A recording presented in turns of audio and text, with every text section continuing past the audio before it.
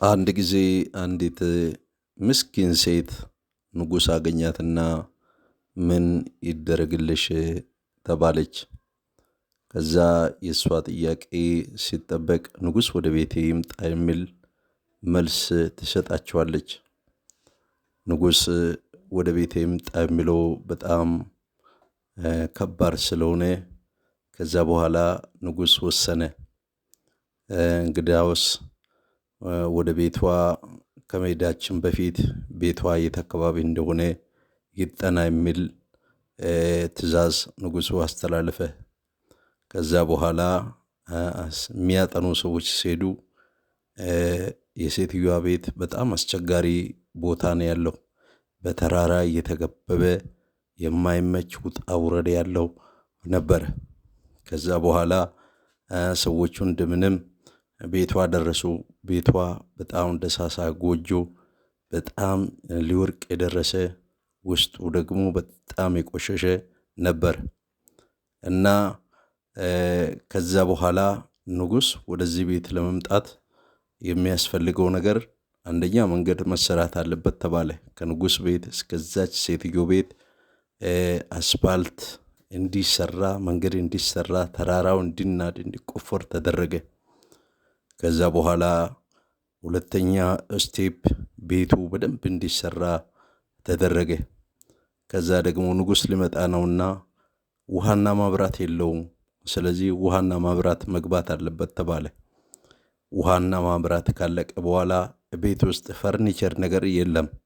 ስለዚህ የንጉሥ መቀመጫ የሚሆን ነገር፣ ንጉሥን የሚመጥን መቀመጫ መኖር አለበት ተባለ።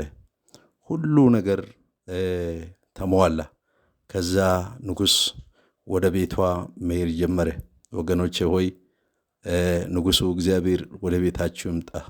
እሱ ከመጣ ሁሉ ነገር ሙሉ ይሆናል። እሱ ከመጣ ሁሉ ነገር ይስተካከላል። ሱርጋጉጡ ሜዳ ይሆናል። ተራራው ሸለቆ ደልዳላ ሜዳ ይሆናል። ስለዚህ እግዚአብሔር ይምጣላቸው፣ ወደ ቤታቸው እግዚአብሔር ይምጣላቸው፣ ወደ ሕይወታቸው፣ ወደ ነገራቸው እግዚአብሔር ይምጣ። እግዚአብሔር ሲመጣ ሁሉ ነገር ውብ ይሆናል። ሁሉ ነገር ይስተካከላል። ስለዚህ ከሁሉ የሚበልጥ እግዚአብሔር ወደ ቤታችሁ ይምጣ። ጌታ እግዚአብሔር ወደ ቤታችሁ፣ ወደ ኪሳችሁ፣ ወደ ሕይወታችሁ፣ ወደ ትዳራችሁ ይምጣ። የዛን ጊዜ ሁሉ ነገር ያምራል። ሁሉ ነገር ውብ ይሆናል። ሁሉ ነገር ይሞላል። የጎደሎ ይሞላል። የተሰበረ ይጠገናል። የታመመ ይፈወሳል። እግዚአብሔር ሲመጣ የማይሆን ነገር የለም። እግዚአብሔር ወደ ቤታችሁ ይምጣ። እግዚአብሔርን የሚያመጣ ወደ ቤታችሁ የሚያመጣ ሕይወት እግዚአብሔር ይስጣችሁ። ያ ከሆነ እናንተ በጣም እድለኞች ናችሁ። እንደዚች ሴት እግዚአብሔር ይጎብኛችሁ። ቤታችሁን ይጎብኝ፣ ትዳራችሁን ይጎብኝ፣ ኑሯችሁን ይጎብኝ፣ ልጆቻችሁን ይጎብኝ፣ ዘመናችሁን ይጎብኝ። ወገኖቼ ሆይ ይህንን ነው የምላችሁ። ስለዚህ ዛሬ በዚህ ተረት ላይ ተመስርቼ ልመርቃቸው።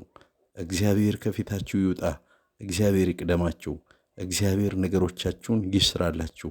እሱ ቤታችሁ ይገኝ፣ ቤታችሁ ይዋል፣ ቤታችሁ ይደር። እሱ ሲመጣ ሁሉ ነገር ውብ ይሆናል። እናመሰግናለን። መልካም ጊዜ